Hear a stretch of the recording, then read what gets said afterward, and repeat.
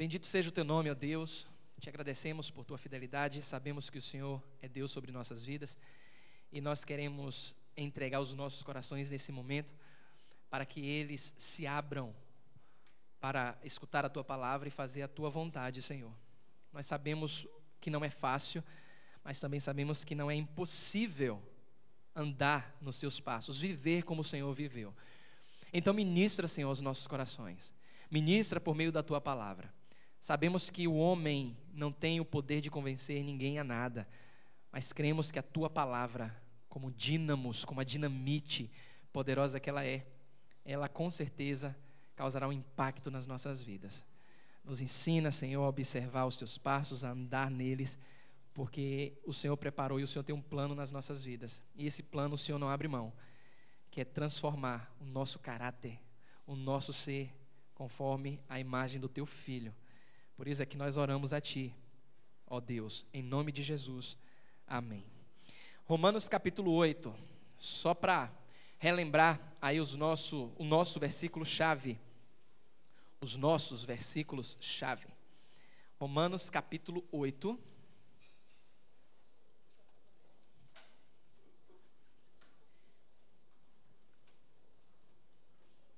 Versículos 28 e 29. Ontem nós iniciamos aqui, falamos em autoconfrontação sobre depressão. E ontem fizemos um apanhado muito bom a respeito do que é de fato a depressão. O que é que a Bíblia fala a respeito de depressão?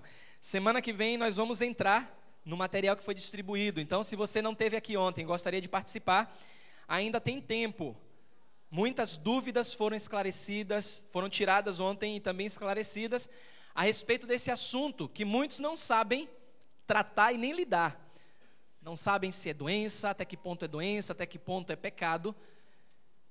Então, semana que vem, 18h30, você é nosso convidado a estar aqui, aprendendo mais da palavra do Senhor nesse tema tão atraente que é depressão. Então, amados, Romanos capítulo 8, versículos 28 e 29. A palavra de Deus diz: sabemos, ou seja, você já sabe. Sabe o quê?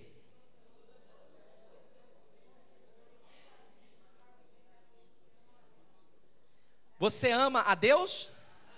Então você já sabe que todas as coisas cooperam para o seu bem. Todas elas. Nada acontece fora da vontade do Senhor. Nada foge do seu plano eterno e perfeito. Todas as coisas cooperam para o bem daqueles que amam a Deus. Foram chamados segundo o seu propósito. Porquanto, aos que de antemão conheceu, também fez o quê?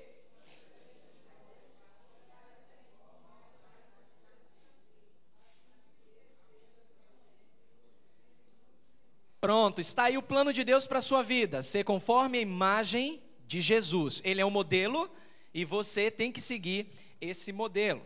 Agora, abra sua Bíblia em Isaías. Isaías capítulo 53.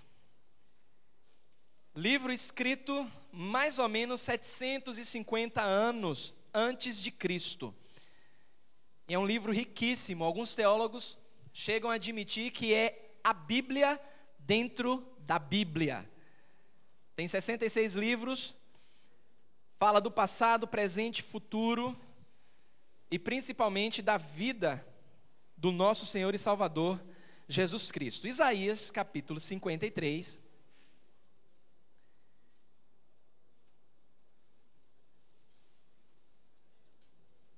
Versículo 3. Isaías 53, versículo 3. Olha o que a Bíblia fala a respeito de Jesus. Você que tem, encontrou, pode ler.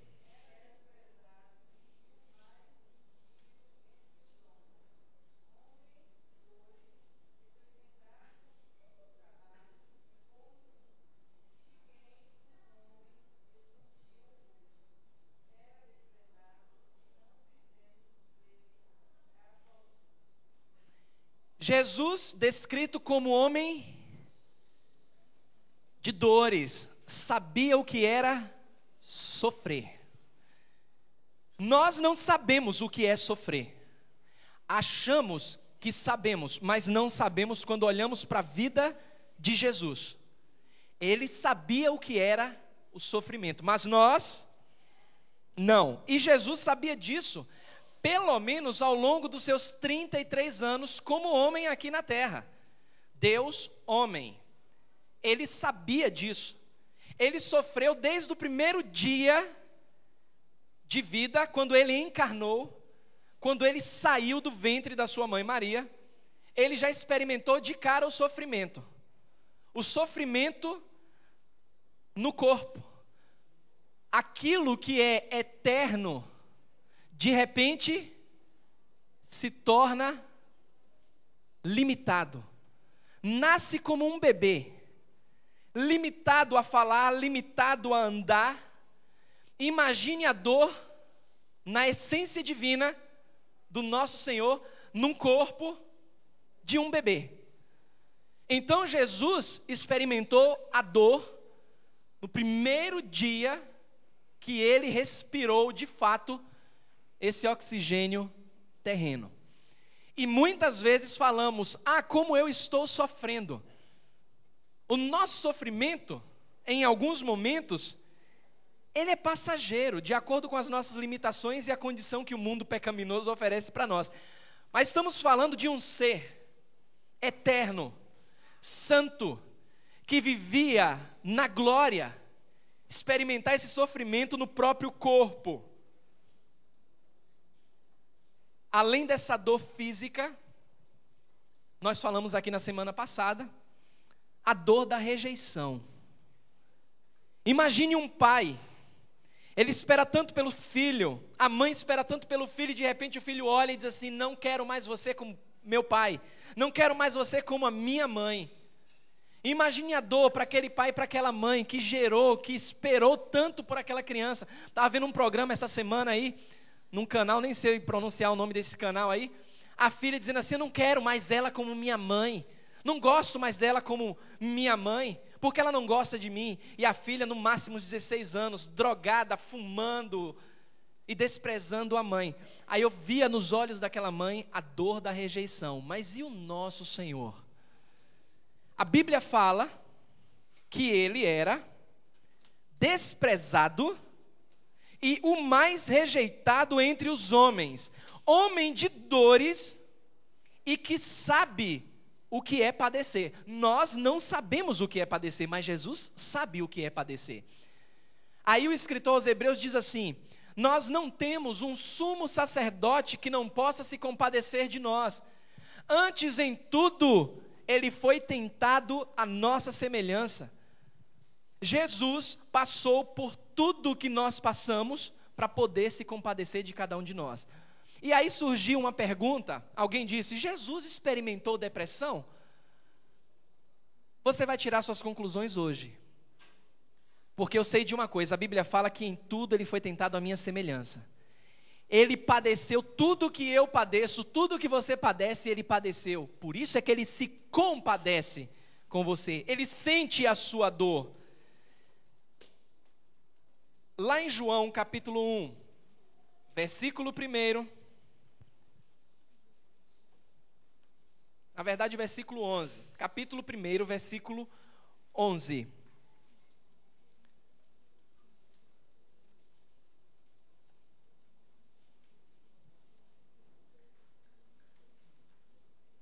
Olha a realidade, João capítulo 1, versículo 11.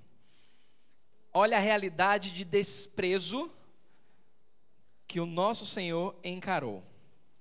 Veio para o que era seu,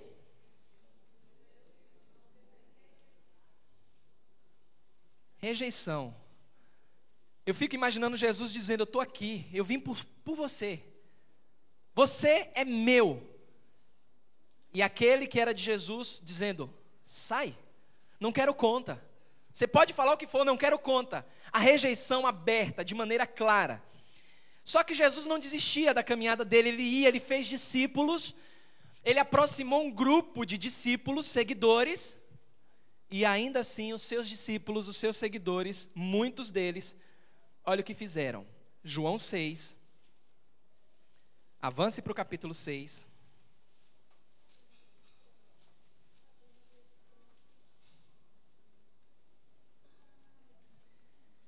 Versículos 60 e 66. Leia lá. João 6, 60 e 66.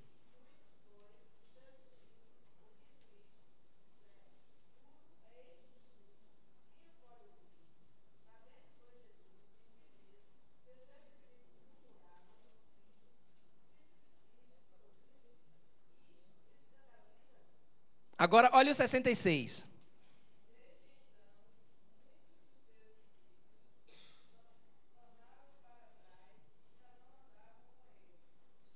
Gostei da maciada dessa versão. Ela alivia legal a essência. A essência é: abandonaram, rejeitaram, caíram fora. Por conta de um discurso, o discurso do capítulo 6. Se você ler o capítulo 6 de João, você vai ver que Jesus está falando de ter participação com ele no corpo, participação com ele no sangue. Mas muitos se escandalizaram, discípulos, e disseram: não quero mais, olha, estou fora. Seguir Jesus não dá mais certo. Discípulos. Então vem a última e dolorosa dor da rejeição. Mateus 27. Mateus capítulo 27.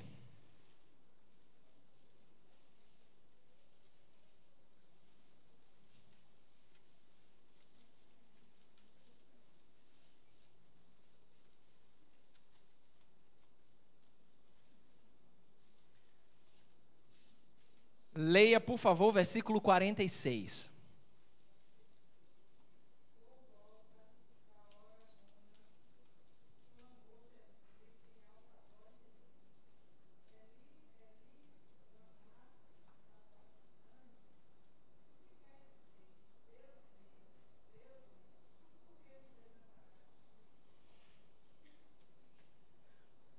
A rejeição, naquele momento, do próprio pai. Você acha que sofre? Você acha que sabe o que é sofrer? Jesus, naquele momento, rejeitado ali na cruz, pelo próprio pai. Mas por que isso? Jesus sendo rejeitado pelo próprio pai, lembra que a Bíblia fala que Deus é 3 vezes santo. Deus não pode participar do pecado, só que Jesus estava de maneira especial naquela cruz, com algo que pertencia a mim e a você, sobre o próprio corpo. O que era isso? 2 aos Coríntios 5. 2 aos Coríntios, capítulo 5.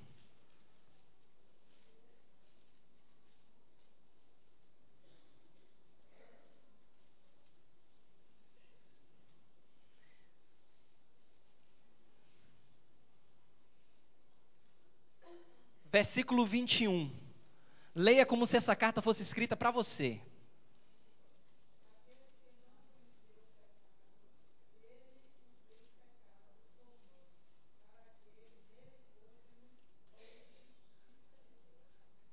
Todo aquele pecado que era suficiente para nos lançar no inferno, Jesus simplesmente diz assim para você, ó: me dá o seu pecado, eu vou levar no meu corpo. E você vai pegar a minha natureza, porque quando meu pai olhar para você, ele vai ver a minha natureza em você. Deixa que o resto eu assumo. Você sabe o que é sofrimento? Não sabe. Eu não sei o que é sofrimento. Mas Jesus sabe o que é sofrimento. E Jesus ensinou sobre o sofrimento. E ele disse que no mundo nós sofreríamos. Mas Jesus não é o tipo do Senhor, ou o tipo do mestre que simplesmente fica lá no bem bom e diz: olha, você vai sofrer e se vire aí com o seu sofrimento. Não, ele tomou o nosso lugar. Se estamos seguindo nos passos de Jesus, precisamos entender que vamos sofrer como ele. Só que uma pergunta tem que ser respondida: como ele respondeu ao sofrimento? Como foi que Jesus respondeu ao sofrimento? Porque é muito fácil falar de sofrimento quando tudo está bem, quando tudo vai de bom, de vento em popa nas nossas vidas. É muito fácil falar de sofrimento. Mas eu tenho que me apegar como foi que Jesus respondeu ao sofrimento, que nenhum de nós estamos isentos ou livres de sofrermos. Como é que ele respondeu a esse sofrimento? 1 Pedro, capítulo 2. Capítulo 2.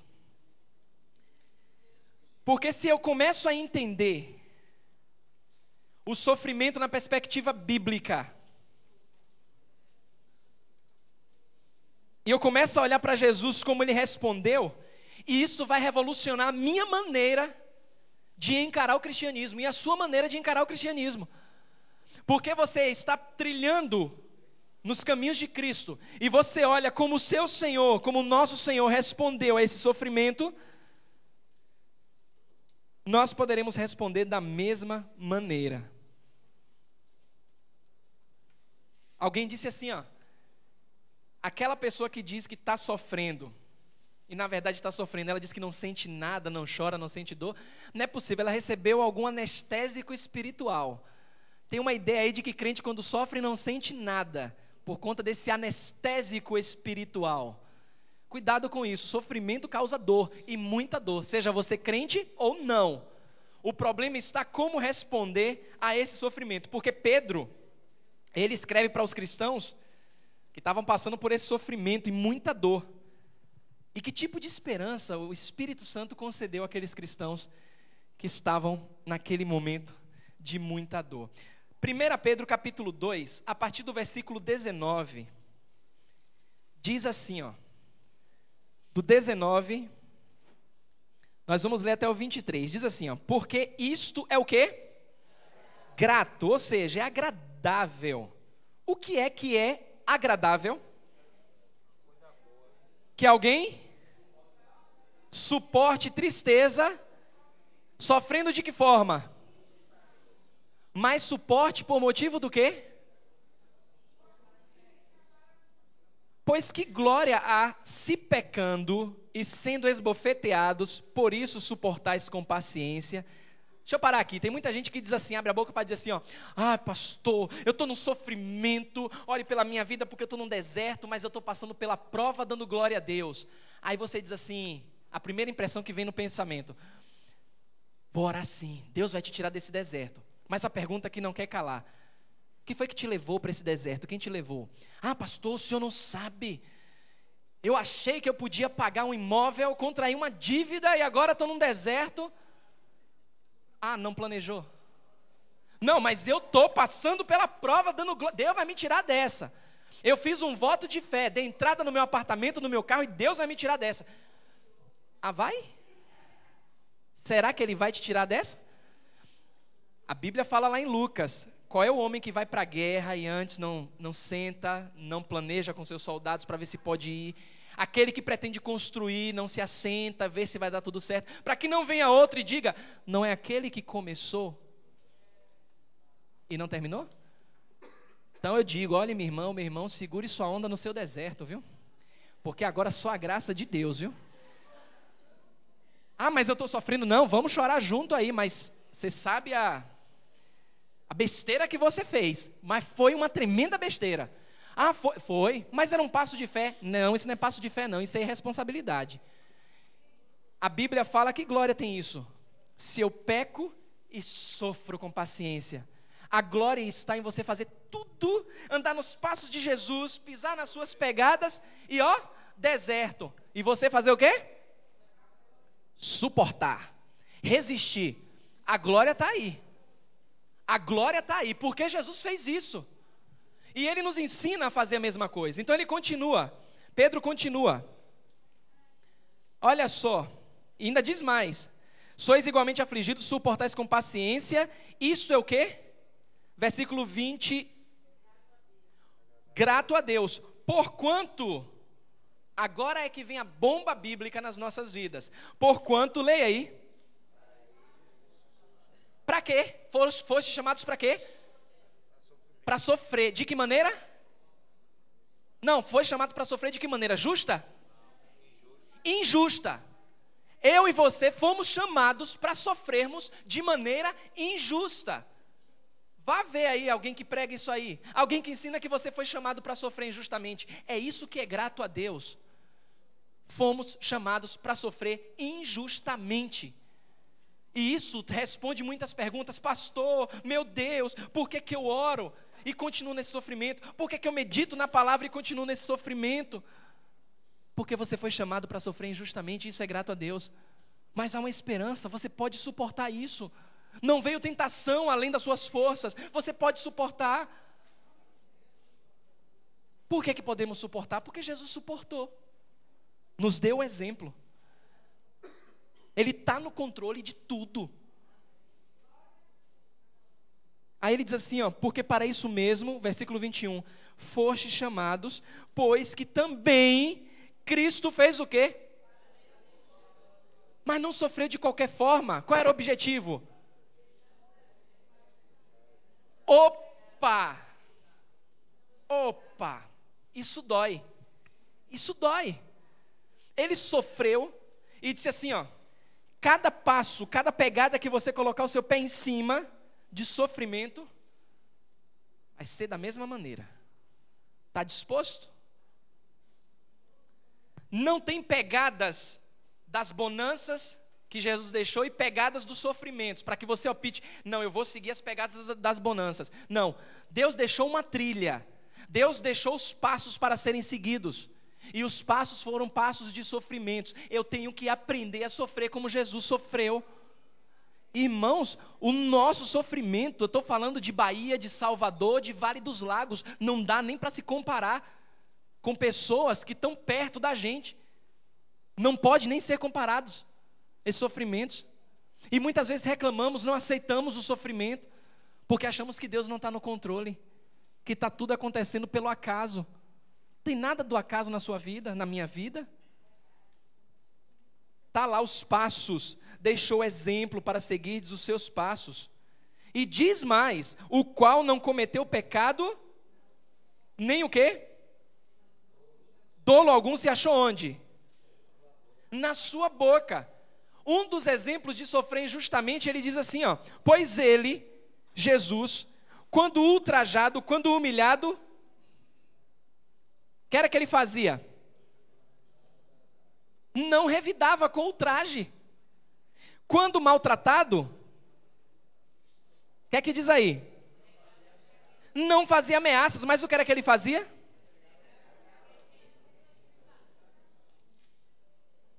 Isaías havia profetizado a respeito desse homem de dores. O Messias seria assim. Por isso que os judeus não receberam. Os judeus estavam esperando um Messias imponente. Está lá em Isaías, mas a gente lê, somos judeus. Será que isso aqui está falando do nosso Messias? Mais claro do que Isaías 53, impossível. E ainda assim eles o rejeitaram, porque ninguém quer sofrer. Ainda mais sofrer como ele. Sofrer como Jesus. Quem quer sofrer como Jesus? Ontem falamos aqui, na aula de depressão, a dor da perda, pessoas que perdem filhos, pessoas que perdem maridos, esposas. Não tem dor que possa se comparar com a dor daquele que é perfeito, daquele que levou o pecado no corpo por nós. Não tem como comparar. Mas aí no versículo 23 ele diz, pois ele quando ultrajado não revidava com ultraje, quando maltratado não fazia ameaças, mas entregava o quê?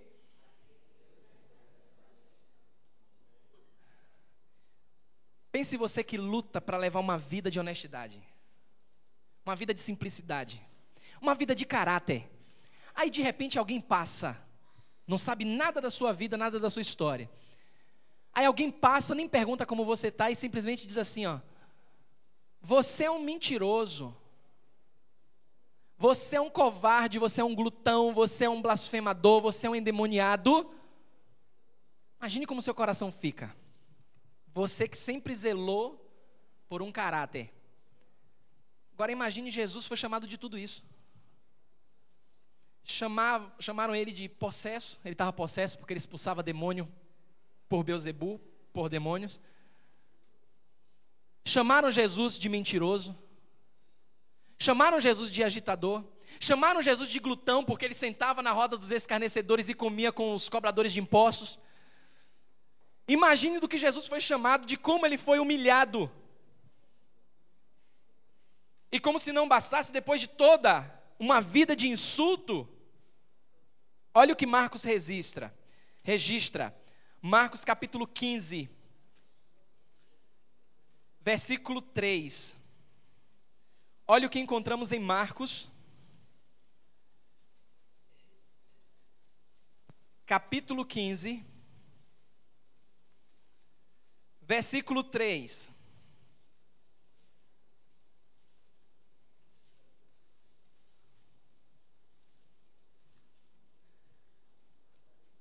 Vou ler até o versículo 5. Depois de toda uma noite de insulto, olha só. Marcos 15, a partir do 3. Então, os principais sacerdotes o acusavam de muitas coisas. Muitas coisas. Tornou Pilatos a interrogá-lo. Nada respondes? Vê quantas acusações te fazem. A Bíblia diz o que no versículo 5?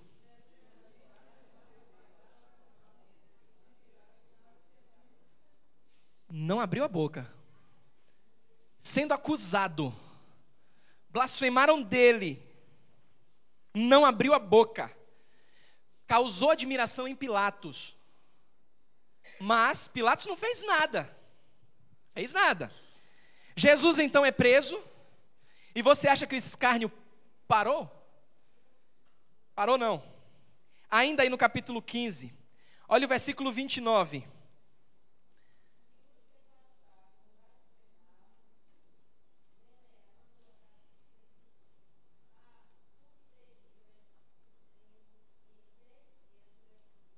Olha o versículo 30.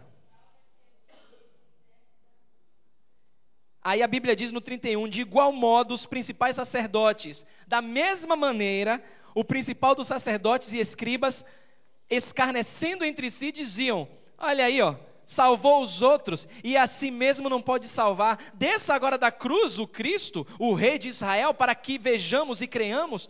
Também os que com ele foram crucificados faziam o quê? Era insulto para tudo quanto é lado. Jesus já estava na cruz, ali, suportando a vergonha, sofrendo aquela dor, as pessoas passando, os doutores da lei escarnecendo, até os bandidos na cruz escarnecendo dele. Você acha que você sofre? Acha que é sofredor? Como você teria respondido naquela cruz? Como você teria respondido aos pés da cruz? Como você teria respondido mesmo sem estar numa posição de cadeia? Juntasse um grupo de pessoas e começasse a apontar para você, acusar e pau em você. Como você teria respondido? Pedro acrescenta. Quando maltratado, não fazia o quê? Ameaças.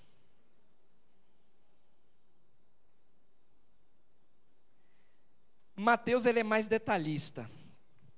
Se você voltar um pouco para Mateus capítulo 27. Mateus capítulo 27.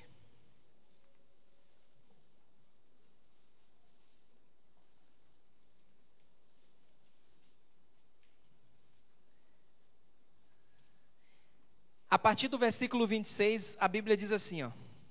Mateus 27, a partir do 26. Então Pilatos lhe soltou Barrabás, e após haver açoitado a Jesus, entregou para ser crucificado. Logo a seguir, os soldados do governador, levando Jesus para o pretório, reuniram em torno dele toda a corte, despojando-os das vestes, deixando ele nu, cobriram-no com um manto vermelho, um manto escarlate, tecendo uma coroa de espinhos, puseram-lhe na cabeça, e na mão direita um caniço, e ajoelhando-se diante dele, o escarneciam, dizendo, salve, rei dos judeus. E cuspindo nele, tomaram o caniço e davam-lhe com ele na cabeça. Depois de o terem escarnecido, despiram-lhe o manto e o vestiram com as suas próprias vestes. Em seguida o levaram para ser crucificado. Isso aqui é aquele momento de forra que tem antes de levar o preso para a condenação. Eu tenho um tio chamado Marcelo, não sei se ele ainda trabalha na penitenciária, Uma vez, há muito tempo, ele estava me contando as histórias que acontecem na penitenciária. Ele não é crente, não. Disse que tinha a quarta da forra. Como é a quarta da forra? Juntava ele e mais uns 2, entravam 3, olhava assim para um bandido, estava lá preso, com uma toalha de banho ensopada. Umas toalhas tinham um nó bem forte e as outras eram enroladas nas mãos, para escolher um bandido daquele para ser o dia da forra. Aí pegava um bandido daquele e pau, só aqui nos rins. Ó. A toalha molhada não deixava marca, mas moía tudo por dentro, a ponto de levar presidiários a óbito. Mas dava ali de cacetada, a família chegar lá e perguntava o que foi que fizeram. E ele dizia assim, ó, me bateram. E eles se reuniram e diziam assim, ó, prove, quem foi que te bateu? Está dizendo que a polícia te bateu? Está dizendo que alguém aqui te bateu? Você vai apanhar agora se você disser quem foi que te bateu. Se você não provar quem foi que te bateu. Era a quarta da forra.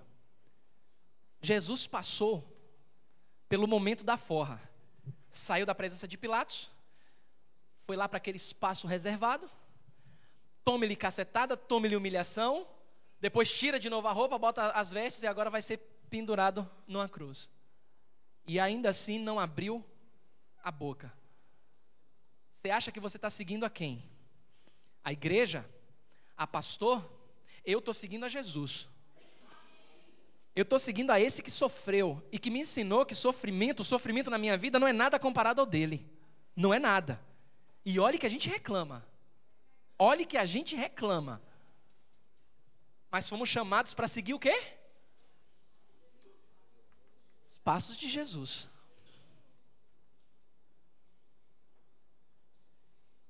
Olha as palavras que saíram da boca dele. Lucas 23. Lucas 23. Sofreu tudo aquilo. Apanhou. Estava na cruz. Aquelas pessoas que escarneciam dele de maneira injusta, porque ele foi chamado para ser injustiçado, assim como eu e você. Em Lucas 23, no versículo 34, versículo 33 e 34, diz assim: quando chegaram ao lugar chamado Calvário, ali o crucificaram. Lucas 23, versículo 33 e 34. Ali o crucificaram, bem como aos malfeitores, uma à direita, outra à esquerda. Contudo, Jesus dizia, leia aí na sua Bíblia.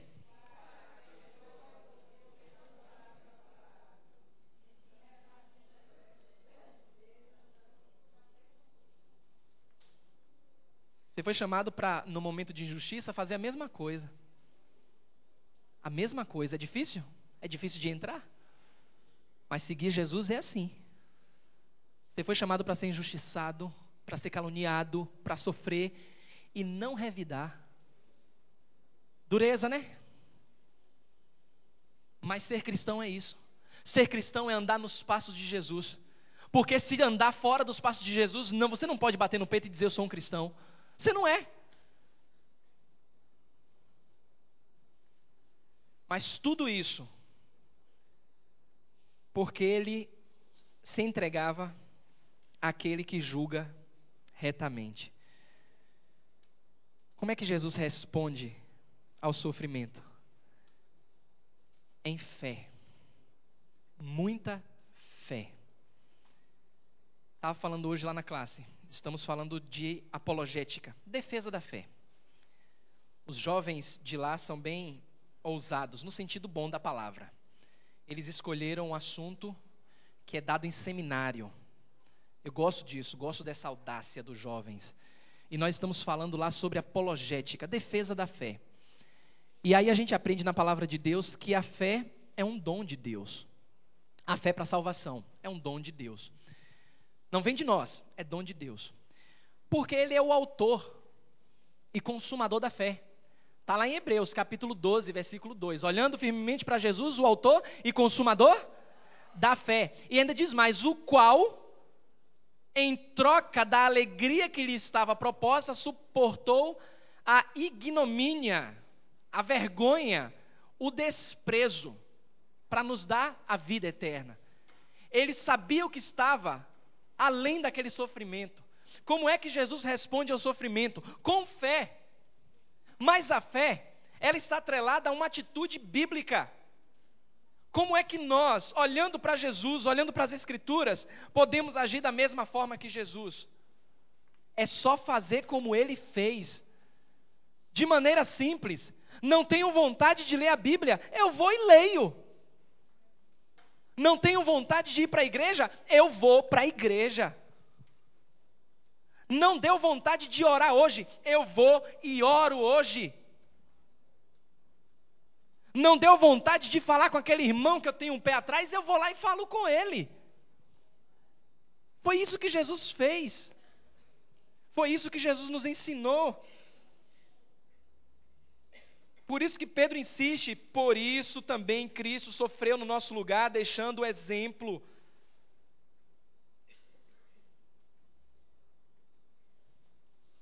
Só em Marcos está registrado isso. A ideia de não querer passar pela cruz. Só Marcos registra isso. Ele está orando, ele pede aos discípulos que fiquem lá sentados, porque aquele dia está se aproximando. E Marcos registra que Jesus, naquele momento, o seu espírito estava angustiado. E naquele momento lhe sobreveio uma tristeza profunda. Aí pergunta-se, Jesus passou pela experiência depressiva? Eu não tenho medo em dizer que passou. Ele passou. Depressão. Ele suou sangue, aí Lucas registra. Por isso que são chamados evangelhos sinóticos. Você tem que ler os três ao mesmo tempo, paralelamente, para juntar, encaixar as peças. Mateus, Marcos e Lucas. O que falta um é completado em outro. Em Lucas está lá a pele dele, porque Lucas era médico, a pele dele, o suor se transformou em sangue. Por quê? A angústia de saber que iria morrer. Ele sabia que era plano do pai dele, a morte para ele. Aí Marcos registra o seguinte, muita dor espiritual, muita tristeza, muito sofrimento. E na oração Jesus, Pai, sei que tudo podes. Afasta, tira, passa de mim esse cálice. Mas Pai, não seja como eu quero, mas como tu queres. Sabe o que é isso? Passo de fé. Ele não estava olhando para o sofrimento não, ele sabia que ia sofrer, sofreu, sentiu na pele, mas ele estava olhando para o depois do sofrimento. Ele sabia o que viria depois do sofrimento, por isso que ele não desistiu da caminhada. E se eu quero sofrer como Jesus, eu tenho que olhar além do sofrimento. Eu tenho que olhar para frente. Eu tenho que saber o que me espera, porque o que eu estou passando aqui, o que nós passamos aqui é passageiro. Deus respondeu à oração de Jesus? Não. Encontramos na Bíblia que uma oração de Jesus não foi atendida.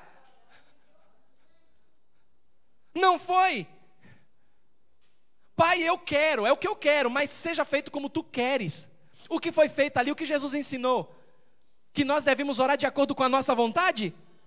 Por isso que a Bíblia é harmônica, ela se encaixa. Aí João escreve, olha, nós temos certeza que vamos receber tudo de Deus, se pedimos de acordo com a vontade dEle, não de acordo com a nossa.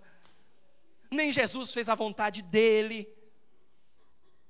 Aí aparece tem uma parábola que ele conta, ele desafiando os escribas, ele diz assim, ó, a respeito de passo de fé, a respeito de obedecer. Ele diz assim, ó, certo homem tinha uma vinha, e ele tinha 2 filhos. E ele disse para o primeiro, filho vai cuidar da vinha. O primeiro filho disse assim para ele, eu vou, pai, e não foi. O segundo disse, não vou, e foi. E ele pergunta, qual dos 2 estava certo? O primeiro que disse que ia e não foi, ou o segundo que disse que não ia e depois arrependido foi? O segundo, porque ele se arrependeu e foi. Ele foi impulsivo naquele momento. Mas o mais importante era fazer o quê? A vontade de quem? Do Pai. Ele estava lá no momento esbravejando, mas ele fez a vontade. Eu sei que talvez você não teve vontade de vir aqui para a igreja, mas glória a Deus você veio. Você podia estar em sua casa, tranquilona lá, domingão, olha que beleza, mas você veio. Você acha que Deus não está valorizando isso? Tá. Ele está. E nós não nos esforçamos, porque nos esquecemos do sofrimento de Cristo. Aí dizemos, eu sou cristão, eu quero andar como Cristo, eu vou seguindo a Jesus Cristo, desse caminho eu não desisto. Aí vem o sofrimento, a primeira coisa que faz, pula fora. Depressa.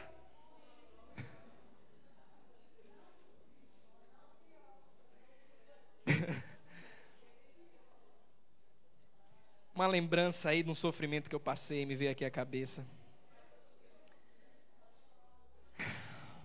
Amados, andar nos passos de Jesus significa que nós também devemos nos entregar àquele que julga retamente. Eu não sofro por acaso, você não sofre por acaso, Deus está no controle. A pergunta é, mesmo no sofrimento, vou continuar nos passos de Jesus? Mesmo no sofrimento, vou entender que Deus está no controle? Glória a Deus, Pai, obrigado, Senhor Jesus. Louvado seja o teu imenso e maravilhoso nome. Obrigado pelo poder da tua palavra, Senhor. Nós percebemos que a tua palavra não é palavra de homem, Senhor. Não existe um profeta, não existe um sábio que deixou um recurso tão maravilhoso como esse, que é a tua palavra, Senhor, para nos guiar. Mesmo em meio ao sofrimento, nos trazer esperança, Senhor. Qual é o homem, qual é o mortal que pode fazer isso? Ninguém. Mas Jesus, o Deus homem, o nosso Salvador, Ele suportou a cruz por nós. Ele nos ensinou que é muito mais importante fazer a vontade do Senhor do que a nossa vontade, Senhor.